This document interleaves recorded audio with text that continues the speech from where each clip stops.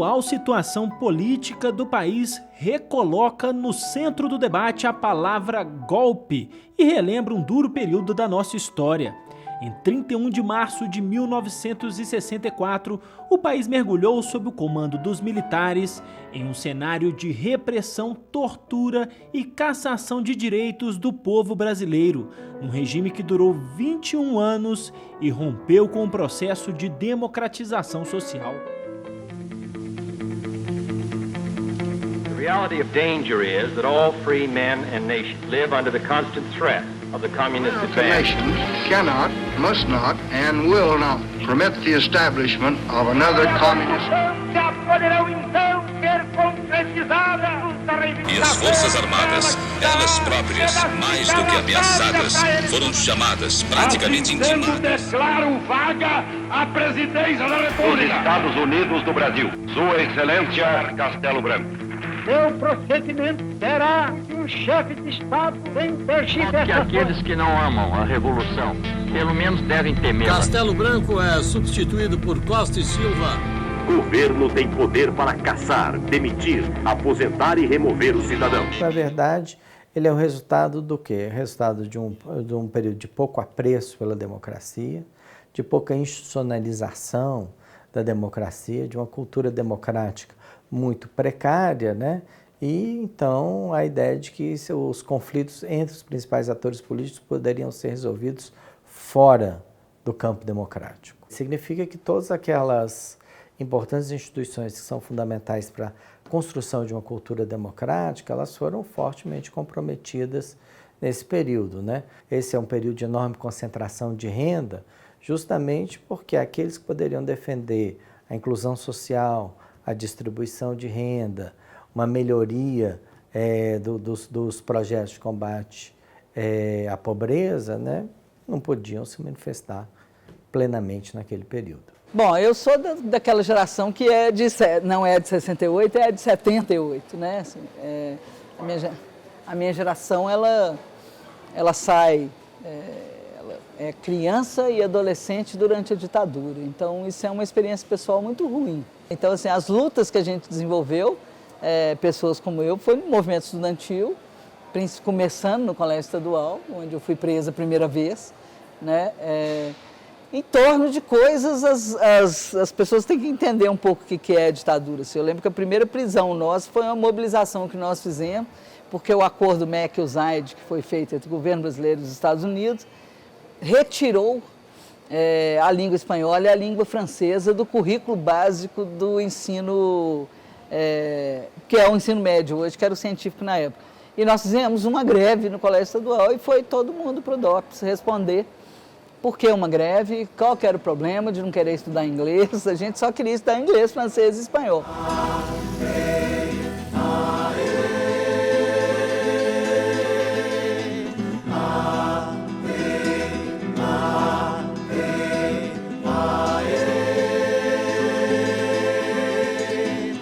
Escuta aqui, isso aqui não é uma ditadura, isso aqui é uma ditabrana.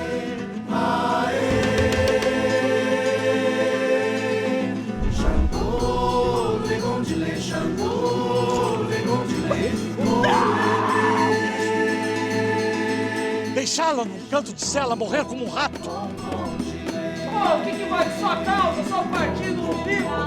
Cadê a gente? Eu quero que se exploda,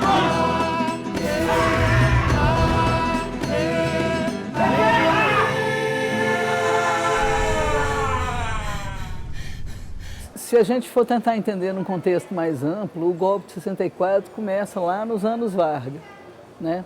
Começa lá nas discussões e nos embates que existem, principalmente durante o segundo governo Vargas, que resultou no suicídio do Vargas, com uma onda muito parecida com essa que a gente tem agora, de denúncias de corrupção, né? Corrupção no governo, etc. Não é só o Brasil, a maioria dos países que sofrem esses tipos de tensão, eles passam por essas ondas de denúncias de corrupção e etc. Se você for ver Portugal, antes do salazarismo e etc. Essa onda muito moralista, que na verdade não enxerga bem o funcionamento do Estado e da política, ela sempre é precursora de atos muito autoritários e de ditaduras. Você tem uma questão que está colocada em 50 e 54 e volta a estar colocada entre 61 e 64, que é, na verdade, de uma diminuição da igualdade, um conjunto de reformas dentro da economia, né? Chamadas, no caso, entre 61 e 64, a gente chamava isso de reformas de base, né?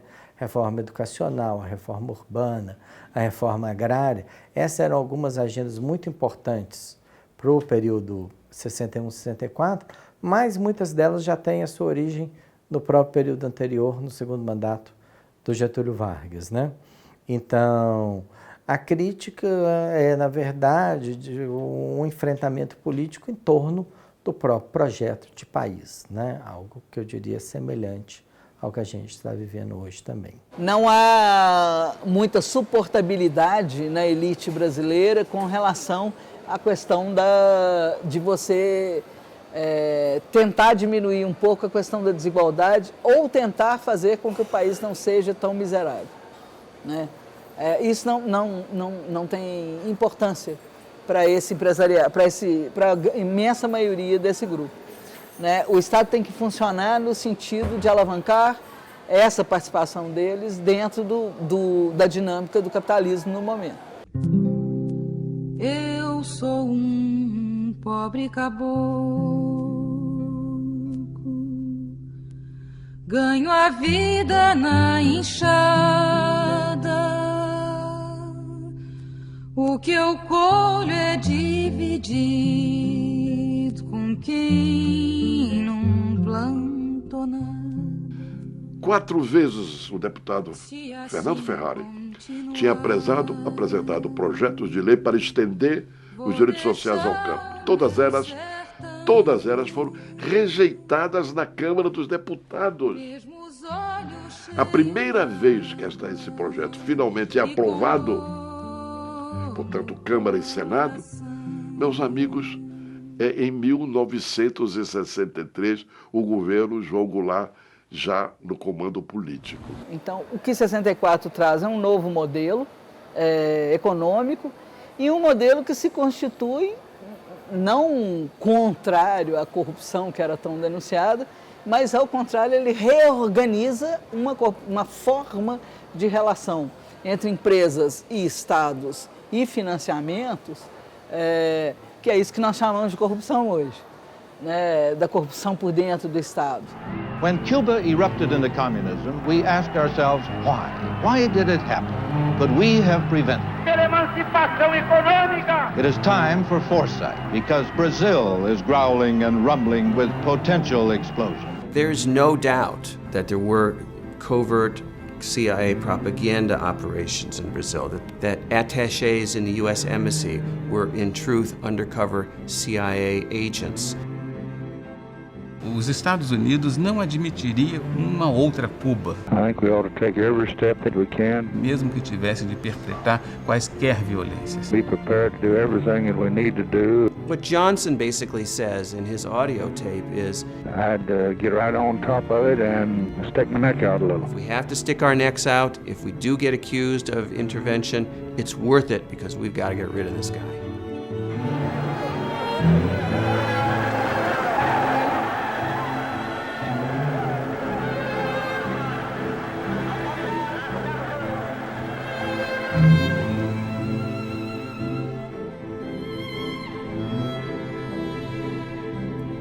Eu acho que a história está se repetindo, né? Acho aquele filme lá que passou em 64, a gente está vendo muito agora nos dias de hoje, né?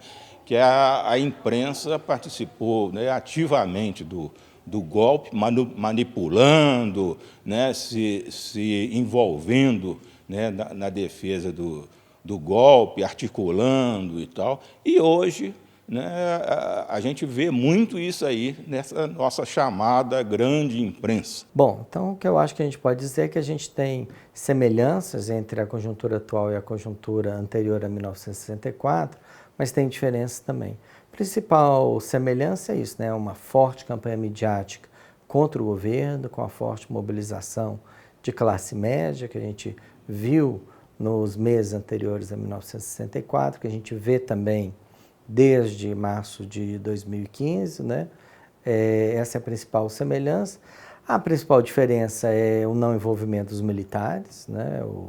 Os militares foram os atores fundamentais na ruptura com o regime democrático em 64, mas hoje, né, tem tido uma postura extremamente construtiva, mostrando que eles não têm nenhum motivo, e não tem mesmo, para intervirem nessa crise, né? E a outra grande diferença é o novo papel do judiciário, né? Isso, na verdade, de um lado, pode preservar elementos de legalidade para uma saída produtiva dessa crise. Por outro lado, a interferência excessiva do judiciário, né, acaba criando a ilusão que existe uma saída judicial para essa crise, quando na verdade não existe, né? A saída para essa crise tem que ser fundamentalmente política. Então a gente tem uma dificuldade grande com a compreensão do que é a nossa república, né? E mais do que isso, com a constituição da nossa democracia.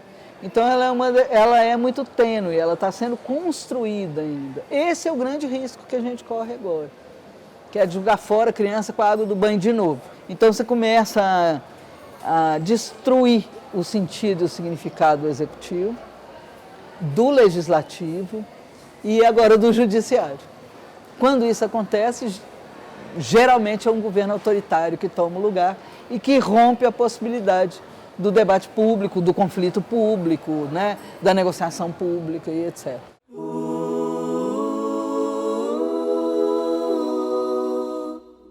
Pai, afasta de mim esse cálice. Pai, afasta de mim esse cálice. Pai, afasta de mim esse cálice de vinho tinto de sangue. Pai, afasta de mim esse cálice, Pai. Afasta de mim esse cálice, Pai.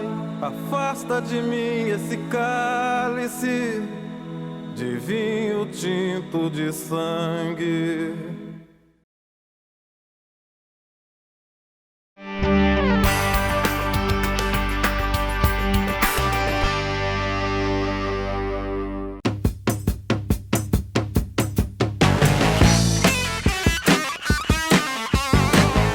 Dois anos depois do golpe militar, professores apontam a importância de se fortalecer a democracia no Brasil.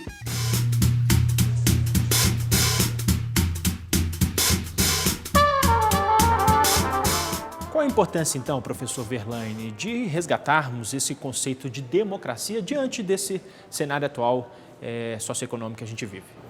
A democracia é especialmente importante no momento atual para que a gente possa pensar o processo de cidadania, de participação política, do gosto que as pessoas podem ter em participar desse cenário, discutir, colocar-se perante todos os outros, ser ouvido, ouvir as divergências de opiniões, quer dizer, de construção de um projeto de país em que a multiplicidade de opiniões esteja em jogo.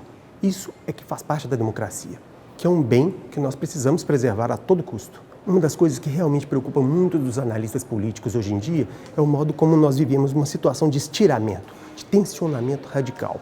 E nesse momento, nós não temos mais essa pluralidade saudável dos pontos de vista. Nós temos feixes de perspectivas que formam uma espécie de mentalidade única e começa a combater de forma muito mordaz, forte e incisiva determinados grupos políticos. E isso, definitivamente, não faz parte do espírito democrático. Eu acho que a democracia no Brasil hoje ela é mais forte do que em qualquer momento anterior. Isso não a torna invulnerável a qualquer tipo de movimento, né? Então, para citar apenas um exemplo, né? Cerca de 15 dias atrás, quando o juiz Sérgio Moro, de forma completamente ilegal, vazou vídeos, né, do presidente, do ex-presidente, diversas autoridades com foro especial, né? Vazou esses vídeos para uma grande empresa de televisão que ao mesmo tempo colocou as pessoas na rua. Você percebe que esse ciclo judiciário, mídia conservadora e rua não é o ciclo virtuoso que a democracia espera que exista, né? Um ciclo, na verdade, de desinstitucionalização do jogo democrático, né? Estou na rua pela democracia, conquistada a duras penas pelo povo brasileiro. Porque nós não negamos a política. Há vários aspectos envolvidos nessa crise que nós chegamos até hoje. Mas um que me parece bastante importante, devido ao modo com que a classe média está sendo mobilizada atualmente, é o fato de que um grande setor da classe média se sentiu ofendido, prejudicado nas suas colocações, no seu espaço próprio, pelas políticas de inclusão social que o PT proporcionou.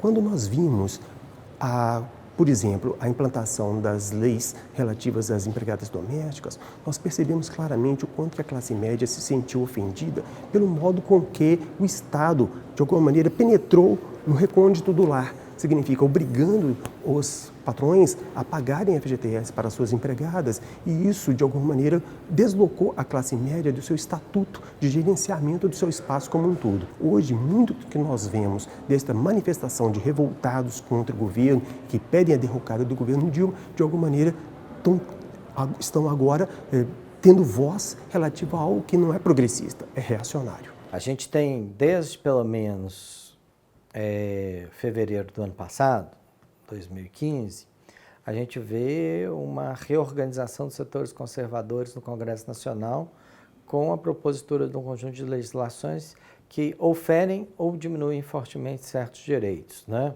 Mas todas essas iniciativas, né, que se articulam com a forte mobilização dos setores conservadores na rua desde março do ano passado, né, na verdade, elas mostram que, vamos dizer, as conquistas democráticas e os direitos colocados pela Constituição de 1988 não estão plenamente garantidos no Brasil nesse momento.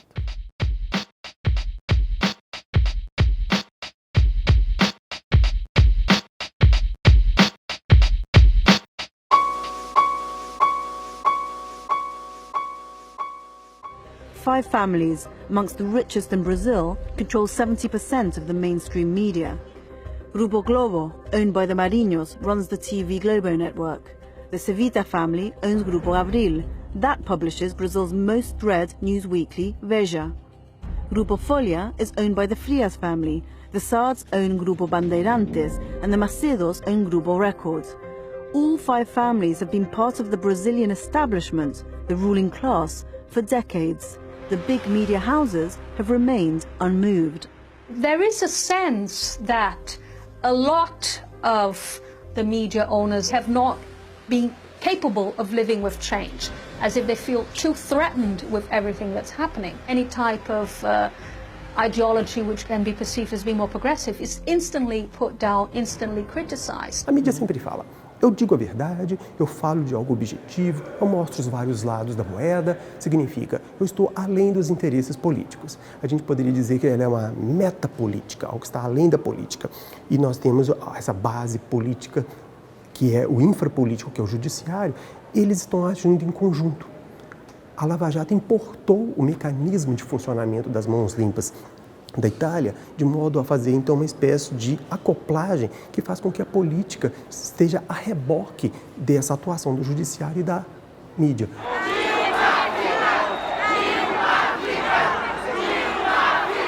As pessoas dizem que impeachment não é golpe porque está previsto na Constituição. Só que está previsto na Constituição também que é necessário haver crime de responsabilidade para que o impeachment seja votado. Logo, impeachment sem aquilo que é básico, que é da ordem do crime de responsabilidade, é golpe. Então é um golpeachment, é aquele golpe em que nós seguimos determinadas regras, mas deixamos de lado outras. A minha perspectiva é que o Superior Tribunal Federal vai barrar esse processo. Ele deverá ser chamado a participar, a se exprimir, a julgar este processo e, em determinado momento, essa é a minha perspectiva, ele vai dizer não ao processo de impeachment, devido exatamente a essa falta, essa lacuna, que é a ausência de crime de responsabilidade que tem sido cometido por Dilma Rousseff. Em nenhum dos mais de 40 pedidos de impeachment há a explicitação de um crime de responsabilidade da presidente.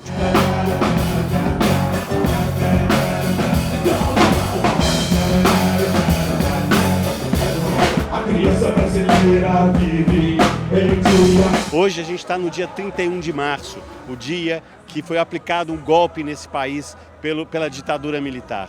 Eu acho que, novamente, no dia 31 de março, os artistas estão voltando à rua para reafirmar que essa defesa da democracia, do Estado de Direito, é um papel de todo cidadão. Os artistas têm que abraçar essa causa no primeiro momento e tem que dar a cara a tapa, como os nossos artistas sempre fizeram, desde 64, 68, no meio da ditadura, no meio da tortura, se posicionaram. A música ela tem um papel fundamental, sempre teve na transformação da nossa cultura a favor da democracia. Contra o racismo, contra a homofobia, se for de glória e sua hipocrisia, é tudo nosso. Contra o racismo, contra a violência, resistência, contra o racismo e uma polícia truculenta.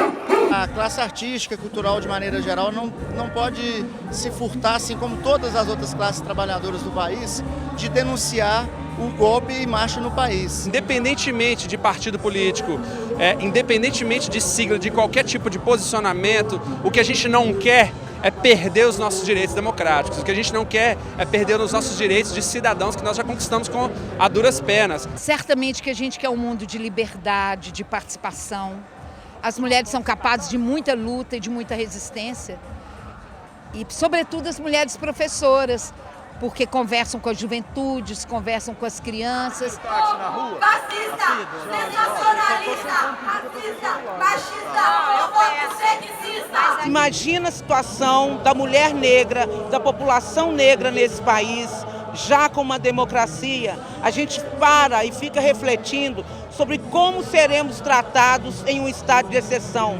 Hoje é um dia histórico, né? Um dia muito simbólico nós estarmos aqui nessa praça tão cheia, 31 de março, 52 anos do golpe de 64. Então é um momento importante para a gente refletir que Brasil nós queremos. Usemos o coração, a consciência, para a gente fazer as coisas no mundo e no Brasil.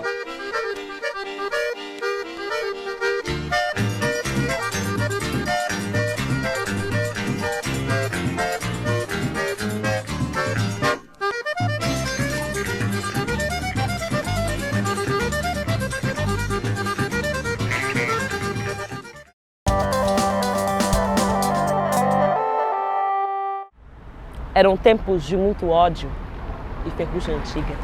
Eram tempos de muito grito e pouca voz. Eram tempos de Ritalina, amnésia, Neusaldina. Eram tempos de roleta russa, Guerra Fria requentada, como se Miami fosse a terra prometida e Cuba a praga infestada. Eram tempos repetidos. A história como farsa, a história como força, a história como falsa, a história como for que estouro. Com memória e faca. E continuo nessa jornada, enquanto falar não seja denúncia, nem renúncia perante a barbárie. Entenda Alphaville, entenda Morumbi e Genópolis, a sua panela de teflon não conhece a fome. O seu milagre faz crescer o bolo, mas não multiplica os pães. De que adianta ir pra rua, ocupar Paulista, se você nunca saiu de casa? Continuem na sacada, ensacados numa lógica privada que confunde o escravo com a empregada. Nem todo o comum tem senso. O Holocausto foi apoiado por quase 90%. Da população tiram sustento, do olho reduzem a lente. A câmera presa, com unhas e dentes. Que venha os touros furiosos. Eu continuarei erguendo minha bandeira vermelha porque meu sangue é rubro e não azul. Muito menos amarelo. Pode pintar sua cara de verde, esse nacionalismo eu não quero. E isso é mais do que tomar partido. É tomar coragem de enfrentar a cruz e a bala da sua bancada milionária. Chega de política lá motosserra.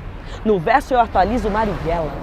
Então vê se aprende que ódio não é diálogo, ditadura não é remédio.